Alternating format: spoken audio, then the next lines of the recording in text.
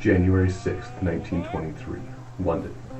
5 adventurers gather, drawn together by an insidious plot designed by a dread hand. Drawn together to embark on a journey from the River Thames to the shores of the Bosphorus. Traveling through Europe on a coal-powered palace, they'll combat terrors ancient and new. They'll see the wounds of the World War just recently ended, and the rumblings of another yet to come. They'll experience opulence rarely seen, and terrors unimaginable. Join us now for the horror on the Orient Express.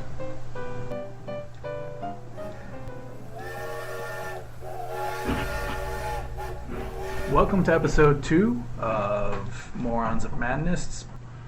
So when last we left our players, they all took up residence in the various accommodations they had scheduled for themselves.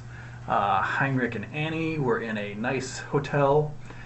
Robert and Charles were staying in the same scummier hotel room. And then Vernon was staying in his own apartment. So, how are you guys getting the band back together? So Vernon is going to, when he wakes up in the morning, is going to send his daughter Julia to send a telegram to everyone else to meet for a brunch in the morning. Okay. Who sits down and reads a paper this morning? Vernon. Charles. I'll go down to the hotel common area. Okay. Everyone, or the three of you, roll me spot hiddens. I will be too. Okay. I'm gonna read. I'm gonna read a newspaper Everyone and feel go free. smoke a cigarette in the park. Sure. I got it. I succeed. Vernon gets it. I'm clearly too distracted looking for what I want to find in the newspaper, so I didn't quite. I got it. Okay. The 4 of you save Charles. Or I got 5 of you save Charles. All find the article I have handed. Which one of you 4 would like to read it? I can read it. Okay. Okay. Headline: Man disappears in cloud of smoke. Spontaneous human combustion linked to triple murders case. Police are today investigating the disappearance of Mr. Henry Stanley, 41, of Stoke Newington, who was reported missing last night by his landlady, Mrs. Constance Atkins. She alleges that she heard a cry from Mr. Stanley's upstairs right at 8 o'clock. He did not answer her knocking, and when she opened the door, the room was full of smoke, and there was no sign of him. Mr. Stanley is not married. He is a noted train enthusiast and a member of the London Train Spotters Association. His disappearance may be a case of spontaneous human combustion. Police have refused to comment on this. Similar cases have been reported in England earlier this century. The most recent known was that of Mr. J. Temple Thurston, who burned to death in his home in Dartford, Kent in 1919.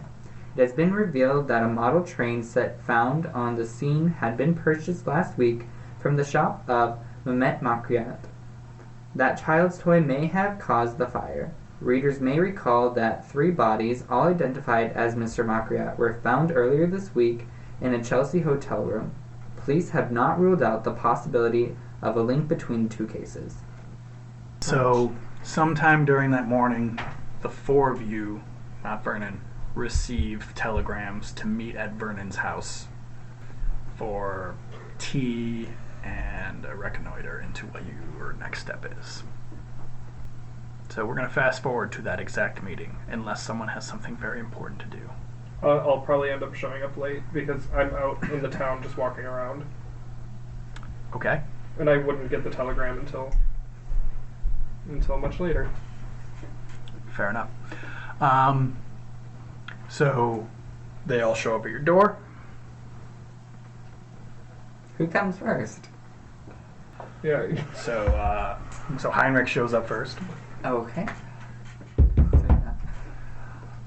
Julia comes to the front door and opens their door to see a tall German man standing there. Hello, you must be here Oh. for my father. Yes, I'm Heinrich. Julia, I presume, correct? Yes. Please come in. Pleasure to meet you. I'll direct you Thank to the Thank parlor. Hi, you must be here for my father. Hi. Hi, I'm Julia. You are? Dr. Charles Highland. Welcome, Doctor. Please, I'll escort you to the parlor. One of your friends, Heinrich, is already here. Fantastic. Enchanting. I'll arrive and knock on the door. Oh, hello, you must be the opera singer, correct? Yes, pleasure. Annie, you are? I'm Julia. Nice to meet you. I'll escort you to the parlor where your friends are. Ah, I appreciate that. Friends is a loose term. Companions. Yes. Let's say. About 20 minutes later, Robert arrives. I come strolling up to the door and knock. Do your holy work. Good afternoon. I'm sorry. Are you here for my father? I believe I am. I got this note. Okay, yes. Tea is being served in the parlor. You were quite late. Let me escort you there. Late is a very, very relative term, so. Well, you're not on time, but let me bring you there. So you guys are gathered in the parlor room. I don't know what Julia's doing now, but I assume Julia is serving tea to Mr. Frobisher, as he is late. Fair enough. My tea is cold. Well, if you would have came on time, it would have been warm. Madam, please take my tea away. So, you have met. You have different findings to discuss and plans to make. Vernon to Dr. Highland. Did you bring the bag, the satchel? I did. Vernon and I, we took a small detour yesterday after we were done speaking with Inspector Fleming. And we may or may not have gone into Makriat's shop. We did if you tell no one. We didn't if you tell other people. That's how that works. I wasn't sure if the non-English speaking people understood that. So, we came across his ledger with some of his sales in it. One of them was of a toy model train that he sold to a gentleman who I believe you saw something that he had a bit of an incident. Yes, Stanley did meet a demise. that thing that was in the paper? Yes, this in the paper this morning. It was, they say, connected to the Makriat murders. Not sure how much, other than the fact that Makriat sold him an item, and then he had an issue with, fire in his home, much like our, patron did. So I think there's at least some room for us to maybe want to investigate what happened at the Stanley home. Yes, that definitely sounds like somewhere we should go. I know that when you left yesterday, you two were going to go to the police station. Yeah, Did you find anything about the Makriat? Yeah. So I spoke with Inspector Fleming, and the information that I got from him was, the address of Makriat's shop, so that we could go there. But also, interestingly enough, all three dead Makriats had a matching telegram on them. It said, "Meet in London, urgent," and then it was signed M. So, not sure who M is, but that's a little bit of something to go on. And then, all three corpses, while being identical, were partially skinned in different areas. At that moment, I'm going to look over at Annie. That does seem fairly odd. Well, coincidence, if nothing else, because when we were in the library yesterday, we encountered a gentleman who had passed away and who had been completely skinned, and on his chest was carved the words, "The skinless one will not be denied." Could this have something to do with fires? That, it's a burn victim? Well, even if he was burned, he would still have some remnant of skin on him. True. Who is the skinless one? Did you guys get any more research done in the library That's- about a skinless one? That's all we found out. Well, once that happened, we got rushed out. Obviously, that caused a complete fiasco. Also, the library has now been closed, so any information that's there has been locked up pretty tight. Until when do they? They give up didn't say. potential? Most likely to clean. Well, Vernon, many cults, have been past religions. Do you think any of your connections at the university might be able to look up information on a skinless one? Get back to you? I'm sure we could definitely do that. I can bring my daughter with me for that. Because perhaps at one time it was a deity in some. How do we know this is a cult, not just some murderer? Well, I'm going to tell you right now, as someone who's dealt with a lot of occult situations, if it smells like a cult, sounds like a cult, it's probably a cult. So yeah, you guys have several venues you can look into. You can continue looking into the skinless one. You can look into Stanley's death and what he got from Macreot. You can continue looking into the simulacrum. Is there anything that's left in the library that would be useful to us? Because there's a part of me that just wants to lockpick my way in. No, there is nothing left in the library that would probably relate Lead to. anywhere. Yeah. Okay. You have several leads. Which one would you like to chase first? Freedom. Stanley's house.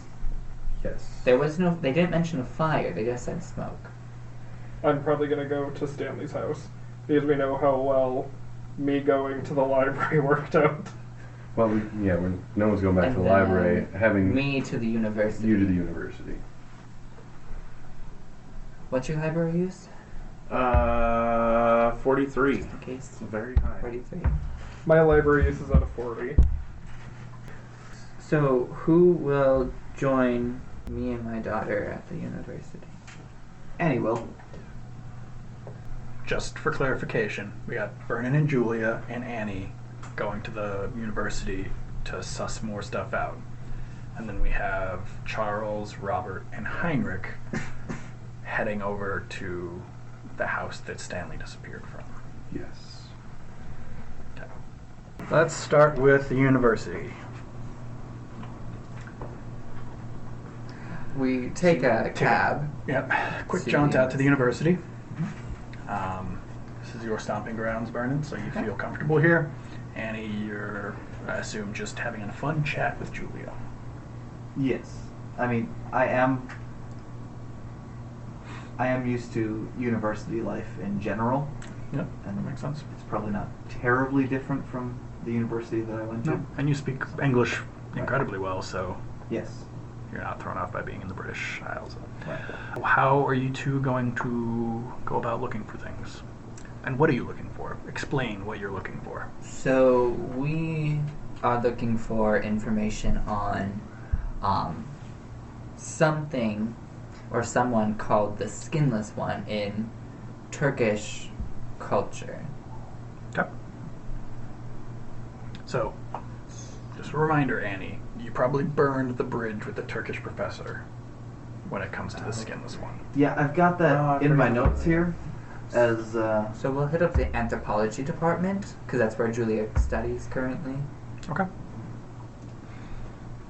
yeah, I have it in my notes here that I, as a player, not necessarily Annie as a character, but I, as a player, have a deep distrust of the Turkish professor because of how incredibly shocked and afraid he was of a mention of a skinless one, because it feels like he knows way more than he should. Okay. What does Annie feel about that, though?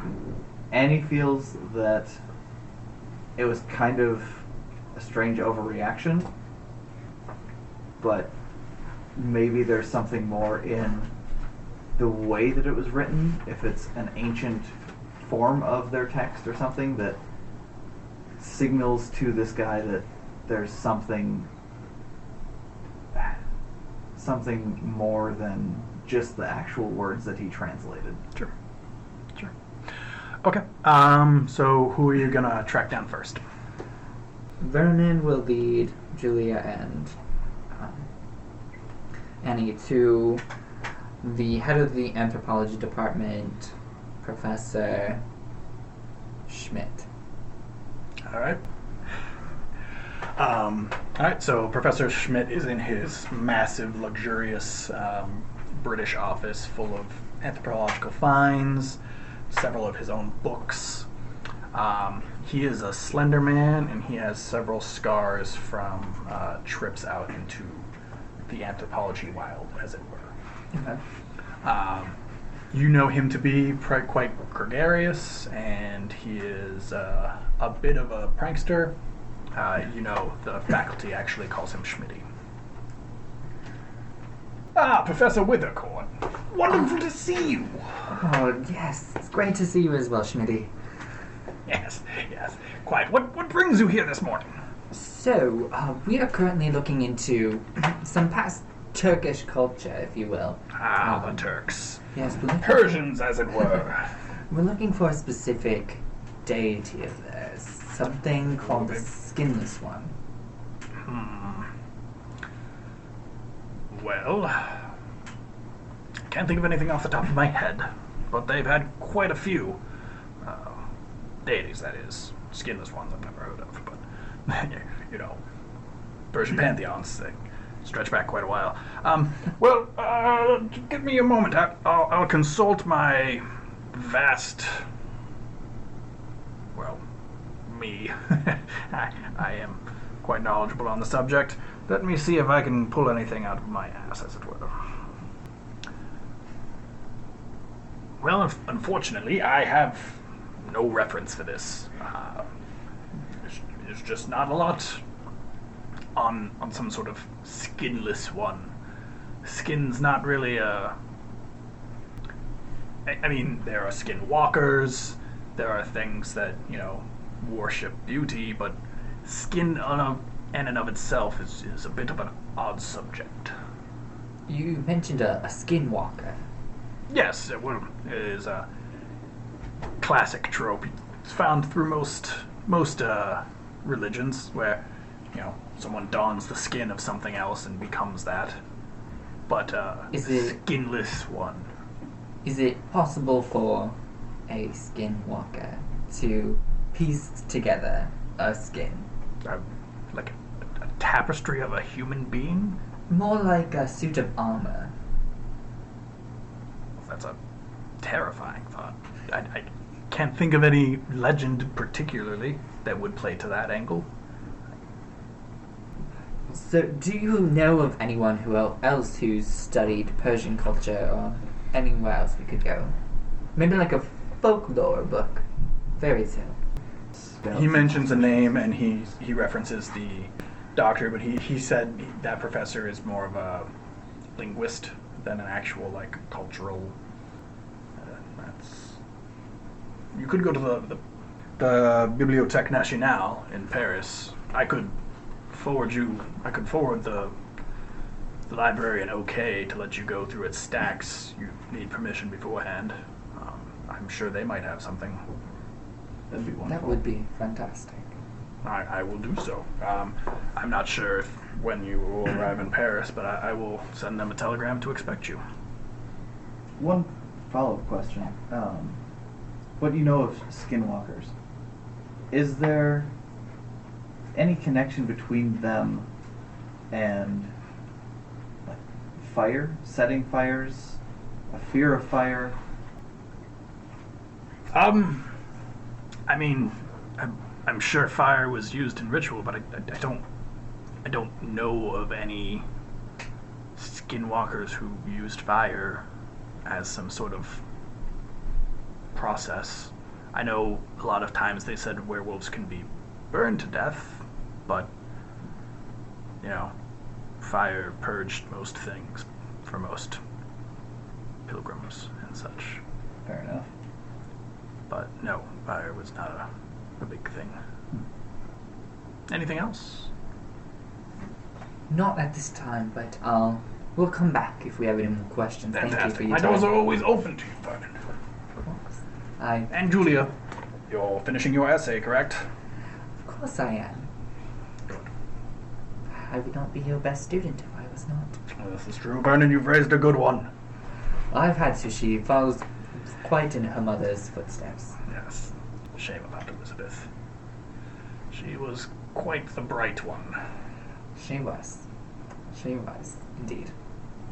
The world is darker for it. Well, to leave you on that sad note, if you need anything, let me know. I'm more than happy to burn some bridges for you, Vernon. Well, I will keep that in mind for future reference. Fantastic. Have a good day. Good day to you. Pleasure meeting you. Annie? Wonderful. I'll have to catch you singing someday soon. Yes, hopefully I'll be in London soon. I will look forward to the day. So, that's probably what you're going to glean from the British Museum. It wasn't terribly informative, I apologize, but that's what you're going to get. So the three of you show up to this house. All right, guys. I suggest we maybe scout it out a little bit. Why don't I just go to the door? Well, we would rather enter without people knowing we've been here. So You see on the front of the building a sign that says "Room to Let." that doesn't mean she's going home. No, but I don't think she'd be broken up if you asked about it. Why don't I just go in and request to see the room? All right, that'd be fantastic. I go around back. Okay. As you walk up, you see on the chalk, "See the death room 6D" on the sidewalk. In chalk. Right in front of the house. I take note. Okay. You walk up and knock on the door, I assume? Yeah. Yep. The landlady, Miss Constance Atkins, opens up the room. She is a firm-looking woman with hair curlers and a dressing gown. Are you here about the room? I am. Wonderful, wonderful. I just moved to the city and I saw that you had an opening. Yes, I hope that the smoke isn't still in the room. Oh, so you've heard. That's... Yes. Yes. Well, it was ever so strange, it was. Quiet type. They're all a bit odd, you know. My husband was just like that. Here's a photo of it. She brings you and she's like, here's a photo of Mr. Stanley. The same? Yes. Well, he just disappeared one day. In a cloud of smoke. Well, no, I think he left me to chase some harlot, but, you know. He went out for a pack of smokes and never came back. As it were, sadly. And she points to a photo that she keeps in a little album, and she's like, here's a photo of him. I keep pictures of all my lodgers. You're looking to rent it? I am. I see outside that there's a 6D. Are the people on either side very noisy? Because I am a composer, so I need my time and I need my... He was the only one at the moment, unfortunately. Oh. Yes, I've been showing the room at sixpence a go for all who wanted to come, so I've bumped up the price of the room a little bit to compensate in case anyone takes away that form of income. So you're requiring payment to see the room? Yes, well, it's quite an odd situation. The Can window I was show bolted her from... a change purse? That's fairly well... Sure, what are you trying to do? Like... Just show that I have money. That I'm not... Sure. I'm not... Yeah. She's just saying, you know, Well, Please know that I'm not just pulling your leg on this one. I understand, but you also have to understand that it is quite an odd disappearance. The bolt, or the window, was bolted from the inside shut, and he would have had to walk through my living room to exit. He came in at around 4 yesterday and never came back down. I did hear a yelp and some thundering, and when I went up to check that noise, he was gone, and there was just smoke billowing in the room. But... And he isn't one of those newfangled magicians just going up in smoke. No, he was actually quite boring. I like the trains. Oh. Well, here's your 6 pence. I will see the room. Okay. Mind that you don't take anything. You get up to the room, and it's a standard cold water bed-sitting room of the kind inhabited by lonely people everywhere. There's a door in the east wall and a window in the west wall. Are we on the main floor? No, second floor. Okay. You can see that Stanley's interest was definitely trains. The room is full of books and pictures about railways, engines, projects, and history. Roll a spot hidden. I rolled a 56, and so I'm going to use 6 of my luck. Okay. You notice some items have a thin layer of black. If you kind of run your finger along it and kind of rub it in your fingers, you can tell it's soot. Roll an education. Yep, I got it. Okay. I rolled an 80. Yet I You still see got it. long black parallel smudges on the dark floral carpet. These parallel smudges run northwest to southeast, and you can tell that they're about the width of a train track apart. You also notice that there is a dark sooty streak across the ceiling from northwest to southeast, and that there are bubbles under the wallpaper as though it has been steamed. You know, this does look quite cozy. Is there a possibility of me being able to take a look around the room alone by chance? I mean, as long as you don't steal anything, I'll just stand out in the Absolutely hallway. not. Absolutely not. I would never do such a thing. I'm gonna do a spot hidden to follow the tracks. Okay. To see where they're going.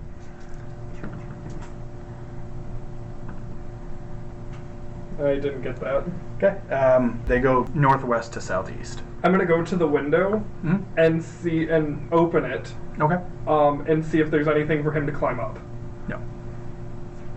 Yeah. Then I'm gonna go and check the wall Okay. to see the wallpaper and One start thing- like peeling it. One thing you notice is that from their description of an item, there should be a train set here, Oh. and it's not. Because there's soot everywhere, I need to look for where the train would have been. Okay.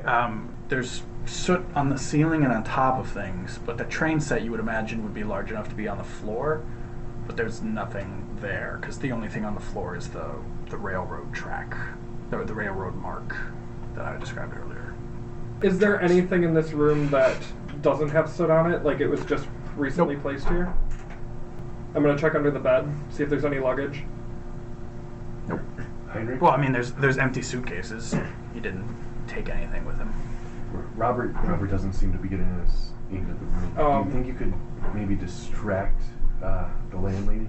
She seems like your type. She seems firm. I whisper, I like hushed whisper out to the window because I'm probably able to see Charles Highland, and I'm like motioning that he needs to get in here now.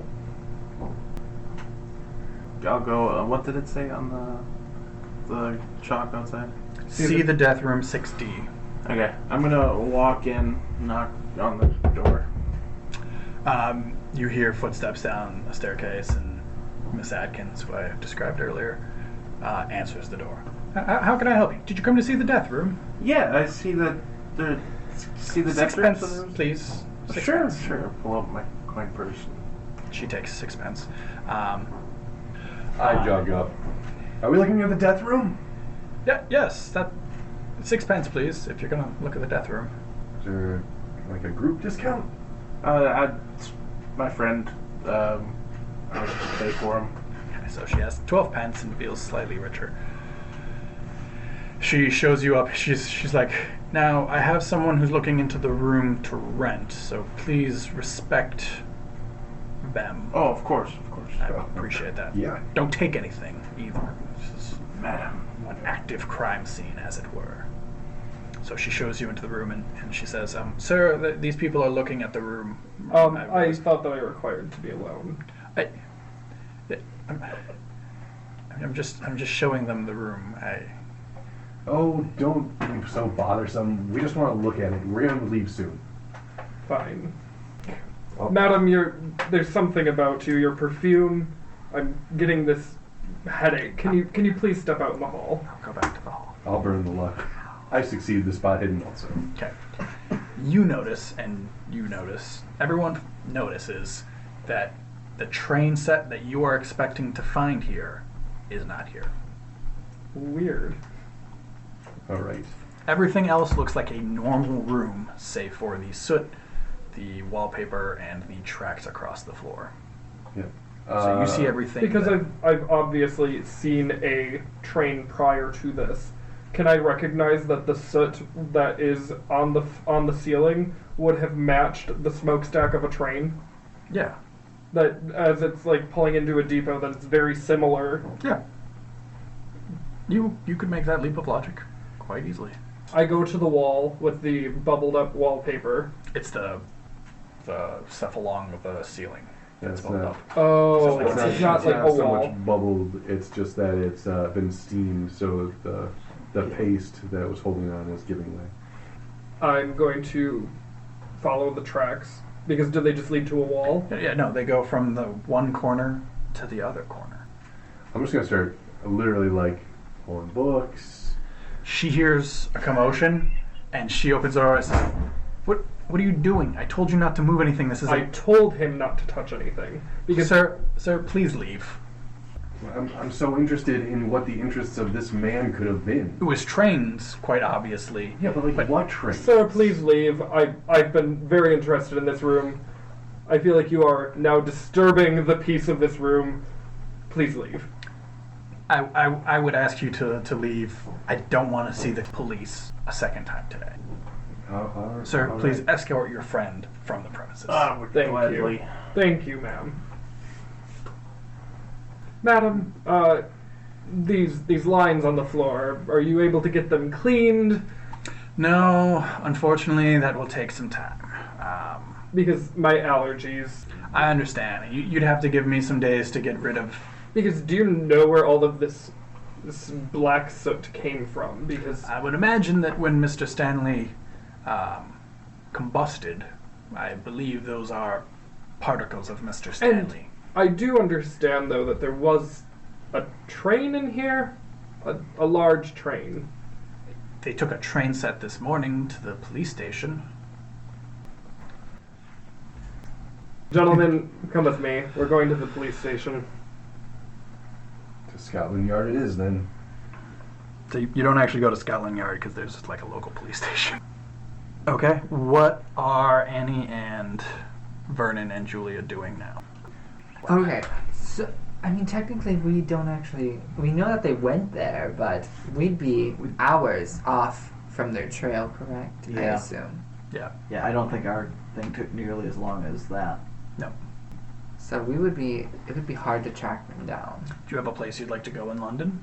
You have 2 willing tour guides. As you're leaving the British Museum, you're walking for about 5 minutes, just kind of chatting with Julia and getting kind of a feel for London, and you walk past a familiar sign.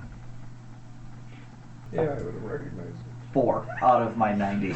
It's a critical success. Yeah, you know exactly what this is. This is the occult story you saw in Vienna. Roll sanity. Roll sanity. It is detail for detail, that exact store. I got a 3 on my sanity. Okay, you don't lose any sanity. All right. Why wouldn't this store? It's a train. It's probably a chain. You go inside, and lo and behold, you see the old Italian crone. Oh, I see you again. He's so wonderful. You read my book. I haven't yet. Oh, you should have cracked the spine of that one. I wouldn't give you some insight. And who are you, sir? And the beautiful young lady you bring with you. Oh, my name is Vernon, and this is my daughter Julia. Ah, Bella, you look so pretty. What bring you to my shop again? Very rare someone come in twice. Well, I was walking past, and I recognized the storefront, and Oh, you've relocated yeah. quite far. It kind of shows up where you need it. But Oh. I don't feel like you need anything. I gave you the book. Maybe not me. Maybe my companions. Oh, yeah. Because of what Julia can do. So Julia will make an occult roll. Yes, I think in this situation she would use the luck. So I will mark that down. So Julia looks around, and she is seeing things that are the real deal.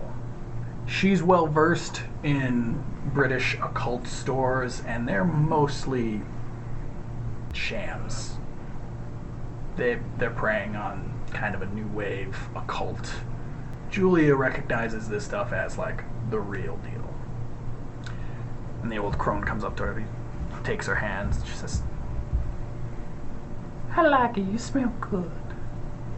I see a brightness in your eyes, but something dark in your heart. You've lost a mother, no? Yes, I have. No, that's no fun. I've lost several as well.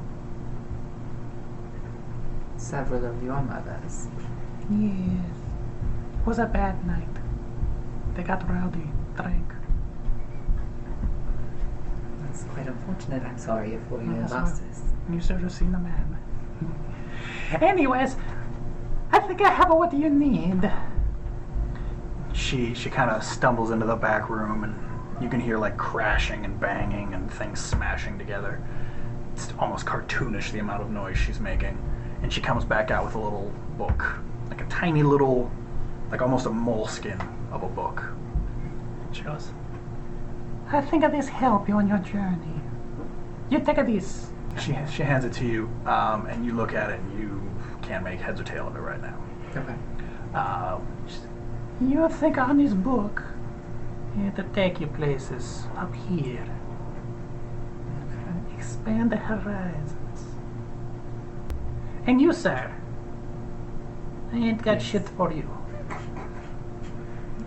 Okay. I'm You already got something. Somebody gave you something. Yes. I would say so. Do you know him? It's a dark present. You be wary. He's helpful, but beware. And you got one too. You be less wary. I like you. I think you're smart enough. You figure it out. This one, Thank you. head like stone. Now out of my shop. And if I ever see you come in again, I'll be very surprised. I was surprised to see you this time. No one ever makes it 3 times. Ah. Never 3. 2, you wanted to poop. But never 3. And as we're about to head out, I turn around and I say, ma'am, you see, like, you may have knowledge of things that others don't. I live a long time. I see many things. What do you know about Turkish history? It goes back a long time. Have you, It's a land covered in blood and covered again. and then more blood. It's like an awful blood cake. It's blood and dirt, and then blood, and then maybe some chocolate. Mostly the blood. That's sort of what we've come to find. Tell me, with your knowledge of this history, do you know anything of a skinless one? Oh, that's an old name. We not talk about him. You'll know him soon enough. You'll know him soon enough. Something to be wary of, I'm assuming. Yes. You be very careful around that one. That one. There are things worse than being dead. That one make you like that. Very well. Thank you for your kind words. Now out of my shop. I got things to do. Yes. I hope to be the first to see you a third time. I don't think that that's something you should hope for. Believe me, you see me third time, things are dire. You got dark days ahead of you, but you don't want that dark. No. Shoot. And so we will end the night there.